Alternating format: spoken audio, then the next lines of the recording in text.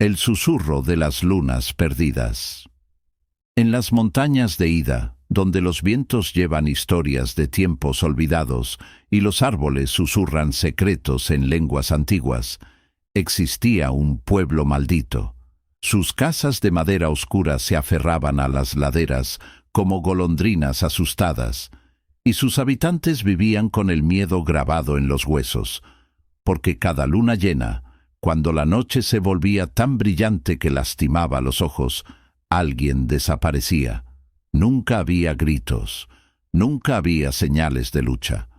Solo quedaba, siempre en el mismo lugar donde la víctima había estado horas antes, un cuadrado de papel washi doblado con precisión geométrica. Y en él, escrito con una caligrafía demasiado perfecta para ser humana: busca la luna que no brilla, y hallarás la verdad que duerme.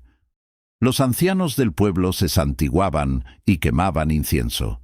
Los más jóvenes fingían valentía, pero ninguno se atrevía a pisar el bosque después del ocaso, porque en las profundidades de ese bosque algo los observaba.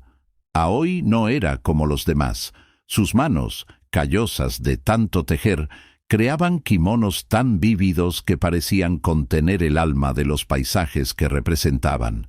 Pero desde que su hermana pequeña, Hana, había desaparecido en la última luna llena, sus hilos ya no cantaban bajo sus dedos. «No fue un animal», murmuró una noche, mirando el obi a medio tejer que Hana había dejado sobre el telar. Fue algo peor. Su abuela, la única que no temía hablar de lo prohibido, le contó entonces la leyenda del Tsukiyomi no Kakera, los fragmentos de la luna. «Hace siglos», susurró la anciana, mientras el fuego del hogar pintaba sombras danzantes en las paredes. El pueblo robó un espejo sagrado del santuario lunar.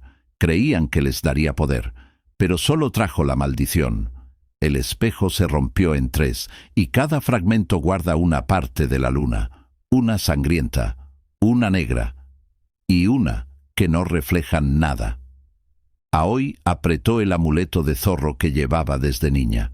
¿Dónde están los fragmentos? Nadie lo sabe, pero hay una criatura que los protege. Oboro, el devorador de reflejos, con una linterna de bambú y el amuleto de Kitsune colgando de su cuello, Aoi se adentró en el bosque. Los árboles se inclinaban sobre ella como espectros curiosos, y las raíces se retorcían bajo sus pies como serpientes dormidas. El aire olía a musgo y a algo más, algo dulce y podrido, como fruta olvidada bajo la lluvia. Siguió las marcas casi invisibles, una rama quebrada aquí, una piedra girada allá, hasta que encontró la cueva. La entrada era tan estrecha que tuvo que arrastrarse. Dentro, el aire era frío y quieto, como el aliento de un muerto. Y entonces los vio. 3 espejos. El primero brillaba con una luz roja enfermiza, y en su superficie, Aoi vio escenas de pesadilla, guerras antiguas, sacrificios bajo la luna, hombres y mujeres arrojándose a pozos sin fondo. El segundo era negro como el carbón, pero cuando Aoi se acercó, su reflejo apareció, solo que sonreía de un modo que ella nunca había sonreído. ¿Y el tercero? El tercer espejo no mostraba nada, solo un vacío tan absoluto que le hizo llorar los ojos. «¿Por qué lloras, pequeña tejedora?», preguntó una voz a sus espaldas. Aoi se dio vuelta. Allí, flotando sobre el suelo, estaba Tsukiyomi no Miko. Su piel era pálida como la porcelana antigua, y su kosode, bordado con fases lunares, flotaba como si estuviera bajo el agua. «Tu hermana no está muerta», dijo la sacerdotisa. «Está atrapada en el espejo que no refleja». Para liberar a Hana, Aoi necesitaba reunir los 3 espejos. El primero estaba guardado por una nureona, una mujer serpiente que vivía en el estanque negro al norte del pueblo. La criatura emergió cuando Aoi pronunció su nombre, su pelo largo y húmedo goteando agua estancada. Un kimono, silbó, señalando las telas que Aoi llevaba. Dame uno, y te dejaré tocar el espejo. Aoi le tendió el más hermoso que había tejido, azul como el cielo nocturno, con lunas bordadas en hilo de plata. La Nureona se lo envolvió alrededor del cuerpo, riendo con deleite. Hermoso, hermoso, pero entonces su sonrisa se torció. Pero no suficiente. Dame también tus ojos. Aoi retrocedió. Mis ojos. Sí, quiero ver cómo brillan bajo el agua. Fue entonces cuando recordó el amuleto. Lo apretó con fuerza y el zorro de 9 colas que vivía dentro susurró una mentira en su oído. Mis ojos no brillan, mintió Aoi, pero los del espejo sí. La Nureona, confundida por el engaño del kitsune, miró el espejo rojo y quedó hipnotizada por su propio reflejo. Aoi aprovechó para arrancar el fragmento del estanque, mientras la criatura gritaba, atrapada en su propia vanidad. El segundo espejo estaba en poder de un tanuki viejo y borracho, que lo usaba como bandeja para su interminable suministro de sake. ¡Ja, ja!, rugió al ver a Aoi. ¿Vienes a robar mi plato, humana? No, dijo ella. Vengo a apostar. El tanuki se rió, su enorme barriga temblando. Apostemos entonces. Si ganas te doy el espejo. Si pierdes, me das tu sombra. Aceptaron. El juego era Hanafuda, y el tanuki hizo trampa sin pudor, cambiando las cartas con sus poderes ilusorios. Pero Aoi tenía una ventaja. El kitsune en su amuleto era maestro del engaño.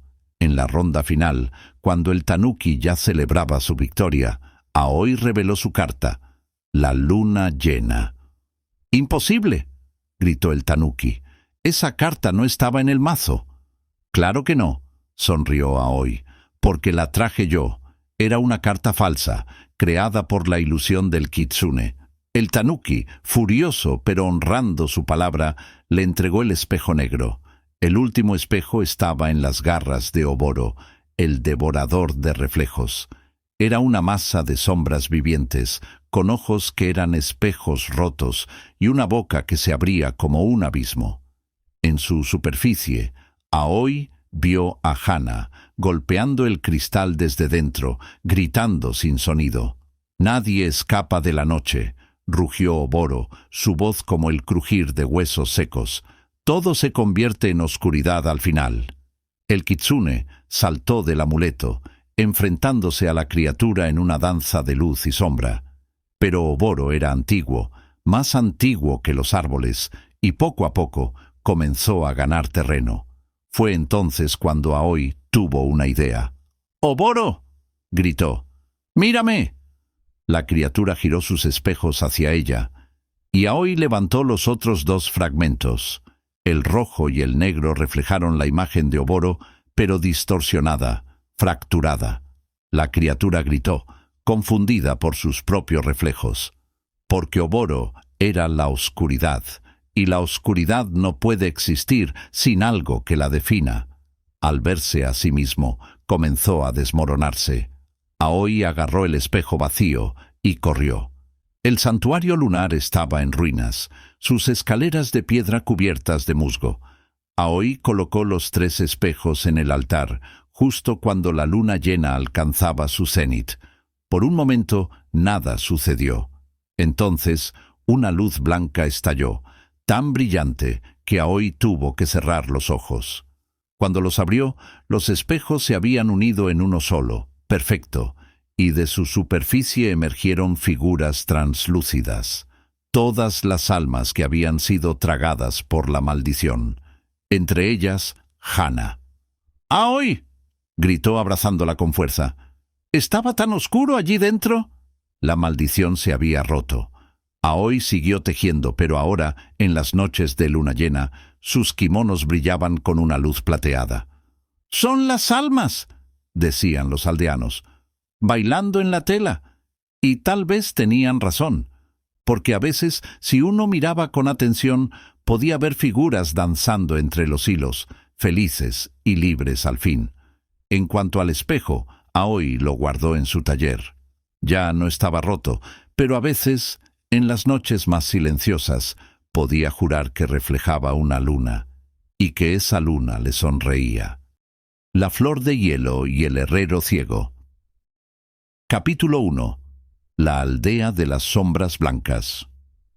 En el remoto valle de Shirataka, donde los inviernos duraban 9 meses y las noches parecían no terminar nunca, se alzaba la aldea de Yuki-onna. Sus casas de madera envejecida se aferraban a las laderas como vieiras a una roca, resistiendo los embates del viento que bajaba de las montañas con un gemido lastimero. Los habitantes vivían en perpetua penumbra, sus días marcados por un terror ancestral. Cada año, en la noche más larga del invierno, un niño desaparecía. No había forcejeos, ni gritos, ni puertas derribadas. Simplemente, al amanecer, la cama estaba vacía, y en el alféizar de la ventana, brillando con luz propia, una flor tallada en hielo perfecta. Los aldeanos la llamaban Tsumetai Hanabira, el pétalo helado, y decían que era la firma de los Yuki-onna, los espíritus de mujeres muertas en la nieve. Ren, el herrero del pueblo, había sido un hombre de mirada firme y manos fuertes antes de la guerra.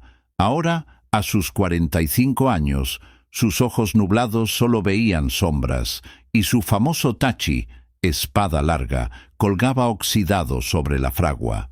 2 inviernos atrás, la maldición se había llevado a su hijo Haru, de apenas 6 años.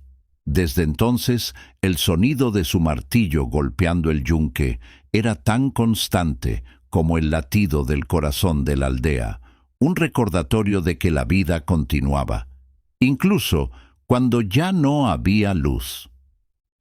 Capítulo 2. La niña que veía huellas invisibles.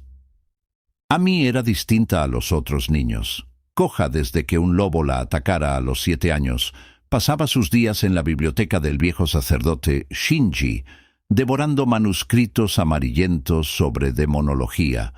Mientras los demás evitaban mencionar la maldición, ella trazaba mapas con las fechas de cada desaparición, buscando un patrón. «No es un Yuki-onna», le dijo una tarde a Ren, mientras él trabajaba en una reja para el santuario. «Las Yuki-onna roban almas de hombres infieles, no niños». Además, sacó de su bolso un trozo de tela negra quemada en los bordes. «Encontré esto cerca del río, donde desapareció Haru. Huele a azufre, como tus herramientas cuando las templas». Ren dejó caer el martillo. Ese olor lo perseguía en sueños. «Hace 12 años, forjé una katana para un guerrero. Sus manos estaban tan frías que el sudor se congelaba en sus pestañas». El relato se interrumpió cuando el viento abrió de golpe la puerta del taller. En el umbral, marcado en la nieve fresca, había un solo par de huellas, que no conducían a ninguna parte. Como si alguien hubiera aparecido de la nada. Capítulo 3. El secreto del acero maldito. La fragua ardía toda la noche mientras Ren revelaba la verdad. «El guerrero me pagó con monedas de hielo que no se derretían». Dijo que la espada era para detener el tiempo. Con manos temblorosas desenterró un cofre bajo el piso del taller. Dentro, envuelta en seda roja, había una kozuka, daga pequeña, con el filo teñido de azul. «Esta la hice con el mismo metal, corta sin dolor, pero la hermana nunca cicatriza». Ami contuvo el aliento al ver que la hoja reflejaba caras distorsionadas. Eran los niños desaparecidos, atrapados como en un espejo. «Es Hyorin Maru», susurró. «La espada del dragón de hielo de las leyendas». Un estruendo sacudió la aldea. En el santuario, todas las campanas comenzaron a repicar solas. Capítulo 4. La noche del demonio de espejos.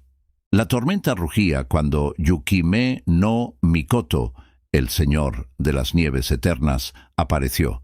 No era un fantasma, sino algo peor, un Tsukumogami, un objeto que tras 100 años cobra conciencia. En este caso, la katana maldita que Ren había forjado, ahora convertida en un ser con armadura de espejos rotos. «Herrero, devuélveme mi hoja faltante». Su voz era el sonido de glaciares colapsando. Amy, escondida entre los arbustos, vio lo que Ren no podía. Dentro de cada fragmento de su armadura, un niño dormía en un jardín de flores de hielo. Entre ellos, Haru. Con astucia lanzó un puñado de sal ritual que su abuela le dijo que repelía espíritus a los ojos del demonio. Este aulló, y en ese instante Ren clavó la kozuka en la grieta central de su pecho. Capítulo 5. El jardín congelado. El mundo se desmoronó. Cayeron en un lugar fuera del tiempo, un campo infinito de flores de hielo, donde los niños yacían como estatuas.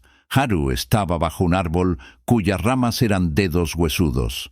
«Papá, tengo frío», murmuró al verlos. Para salvarlo, había que romper el hechizo. «Debemos darle calor verdadero», dijo Amy, recordando un texto antiguo. «Algo que arda más que el fuego». Ren no dudó. Tomó la kozuka y cortó su propio recuerdo más preciado. El día que nació Haru, cuando lo sostuvo por primera vez y supo lo que era el amor incondicional. El recuerdo, convertido en llama dorada, derritió el jardín. Capítulo 6. El coste de la redención. Al regresar a la aldea, los niños volvieron, pero algo había cambiado. Haru ya no recordaba a su padre. Ren, ahora sin su memoria más valiosa, solo sentía un vacío donde antes hubo amor. Las maldiciones se alimentan de emociones, explicó el sacerdote Shinji. Al renunciar a tu recuerdo, rompiste el ciclo. Amy, ahora con una cicatriz en forma de flor en su pierna tullida, marca del mundo espiritual, se convirtió en su aprendiz. Juntos forjaron Yuki Maru, una espada sin filo hecha de hierro bendito, para sellar a los demonios que inevitablemente regresarían. Y en las noches especialmente frías, cuando el viento silbaba entre los árboles, los aldeanos juraban ver a una figura espectral, un hombre ciego que caminaba hacia el bosque, seguido por una niña coja y un niño de cabello blanco, todos llevando flores de acero que nunca se oxidaban. Años después, cuando Amy se convirtió en la nueva herrera, encontró un manuscrito oculto en el taller. El verdadero nombre del demonio era Soledad. Forjé la espada para detener el tiempo, porque temía olvidar el rostro de mi esposa muerta. Pero al hacerlo, condené a otros a mi mismo dolor. Perdonadme, hijo. Firmado, Renjiro, Ren. Y comprendió que algunas batallas no se ganan con acero, sino con el coraje de dejar ir. Capítulo 2. Las huellas que no debían existir. La biblioteca del viejo sacerdote Shinji era un lugar que los niños del pueblo evitaban, no por miedo a los fantasmas, sino al polvo espeso que danzaba en los rayos de luz que se filtraban por las contraventanas rotas, haciendo cosquillas en la nariz. Pero para Amy, coja desde los 7 años tras el ataque de un lobo hambriento, aquel lugar era su refugio. Allí, entre manuscritos antiguos y pergaminos olvidados, buscaba la respuesta al misterio que consumía a Yuki Onna. Esa tarde, mientras pasaba las páginas de un códice titulado Yokai no Kori, con dedos cuidadosos, algo llamó su atención. Aquí dice que los Yuki Onna solo roban almas donde ha habido una gran traición. Murmuró para sí, sus palabras formando pequeñas nubes en el aire helado de la biblioteca. Su dedo índice, manchado de tinta, se detuvo en una ilustración descolorida que mostraba una mujer espectral con cabello tan largo que se enredaba en las ramas de los árboles. Los ojos vacíos de la criatura parecían seguirla desde el papel amarillento. Pero en Yuki-onna no ha habido ningún crimen así en 100 años. Un escalofrío que no tenía que ver con el frío recorrió su espalda cuando cruzó mentalmente las fechas de las desapariciones con los mapas del pueblo que había estado estudiando. Todas ocurrían cerca del viejo puente de hierro, el mismo que Ren había forjado el año antes de perder la vista en la guerra. El rastro del río. La nieve crujía bajo sus pasos desiguales mientras se dirigía al río, su bastón de cerezo dejando hoyos profundos en la capa blanca. El puente oxidado se alzaba ante ella como un esqueleto de metal, sus vigas retorciéndose hacia el cielo plomizo. Amy se detuvo al llegar al centro del puente, donde las tablas del piso estaban más gastadas. Algo había visto desde allí abajo, algo que no encajaba. Con dificultad bajó por la orilla escarpada, su pierna mala temblando bajo el esfuerzo. El río estaba parcialmente congelado, y en la nieve virgen junto a la orilla había huellas, huellas perfectas, como si alguien con pies desnudos hubiera caminado desde el agua hasta la orilla, pero había algo profundamente inquietante en ellas. No tenían profundidad. La nieve alrededor no estaba compactada, como si quien las hizo no tuviera peso. Terminaban abruptamente, a medio paso, como si el caminante se hubiera evaporado. Olían a metal frío, un olor metálico y gélido que le recordó al taller de Ren en pleno invierno. Siguiendo el rastro con el corazón golpeándole las costillas, Amy encontró algo semienterrado bajo la nieve. Un jirón de tela negra con bordes chamuscados, donde aún podía distinguirse el patrón de hilos dorados que Ren usaba exclusivamente para envolver las espadas más valiosas. Los secretos del herrero. El taller de Ren era una caverna de sombras danzantes, iluminada solo por el resplandor anaranjado de la fragua. El calor era casi insoportable, contrastando brutalmente con el gélido exterior.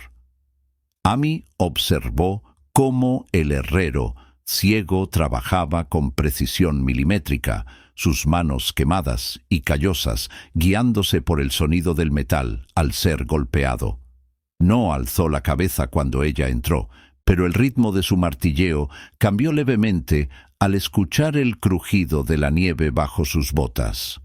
«Maestro Ren», comenzó Amy, colocando con cuidado el trozo de tela negra sobre el yunque. El martillo se detuvo en el aire. Un silencio espeso como el alquitrán llenó el taller, solo roto por el crepitar del carbón. «¿Dónde encontraste eso?» La voz de Ren era áspera, como si llevara años sin usarla. Cuando Amy le contó sobre las huellas junto al río, el herrero dejó escapar un suspiro que pareció venir desde lo más profundo de su ser. Con movimientos lentos pero precisos, se arrodilló y levantó una tabla del suelo que Amy nunca había notado. De la oscuridad bajo las tablas, sacó un estuche oblongo de madera de hinoki, tallado con runas que Amy reconoció de los textos prohibidos del sacerdote Shinji, sellos de contención espiritual. «Hace 12 años», comenzó Ren, pasando los dedos por la tapa del estuche, «un samurái llegó al pueblo en la noche más fría del invierno. Sus manos estaban tan frías que el vapor de su aliento se congelaba en sus pestañas. Al abrir el estuche, reveló una kozuka, daga ceremonial, de hoja azulada que parecía absorber la luz. Me pagó con monedas de hielo que no se derretían. Dijo que necesitaba una espada que pudiera detener el tiempo. Amy contuvo el aliento. En el filo de la daga, su reflejo no mostraba su rostro, sino el de un niño rubio con ojos verdes, Haru, con la boca abierta en un grito silencioso. El aviso de los muertos. El viento golpeó la puerta del taller con tal fuerza que las herramientas colgadas en las paredes tintinearon como campanas fúnebres. Antes de que pudieran reaccionar, Todas las velas se apagaron a la vez, sumergiendo el espacio en una oscuridad absoluta. En el silencio que siguió, un sonido comenzó a resonar desde las sombras. Nos. Las maldiciones se alimentan de emociones, explicó el sacerdote Shinji. Al renunciar a tu recuerdo, rompiste el ciclo. Ami, ahora con una cicatriz en forma de flor en su pierna tullida, marca del mundo espiritual, se convirtió en su aprendiz. Juntos forjaron Yuki Maru, una espada sin filo hecha de hierro bendito, para sellar a los demonios que inevitablemente regresarían. Y en las noches especialmente frías, cuando el viento silbaba entre los árboles, los aldeanos juraban ver a una figura espectral, un hombre ciego que caminaba hacia el bosque, seguido por una niña coja y un niño de cabello blanco, todos llevando flores de acero que nunca se oxidaban. Años después, cuando Ami se convirtió en la nueva herrera, encontró un manuscrito oculto en el taller. El verdadero nombre del demonio era Soledad. Forjé la espada para detener el tiempo, porque temía olvidar el rostro de mi esposa muerta. Pero al hacerlo, condené a otros a mi mismo dolor. Perdonadme, hijo. Firmado, Renjiro, Ren. Y comprendió que algunas batallas no se ganan con acero, sino con el coraje de dejar ir.